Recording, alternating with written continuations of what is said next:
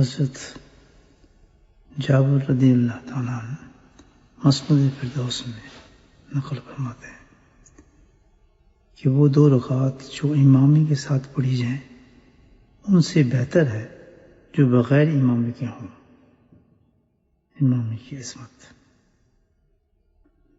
علامہ ابن عساکر روایت فرماتے ہیں کہ فرض ہو یا نفل نماز ہو، امامے کے ساتھ ہوں تو دوسری نمازوں سے 25 گنا ثواب میں زیادہ ہیں.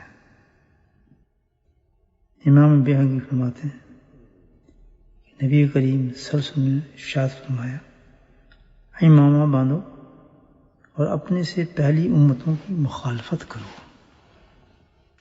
اللہ سبحانہ تعالی ہم سب کو پیارے نبی کی پیاری سنتوں پر عمل کرنے کی توفیق نصیب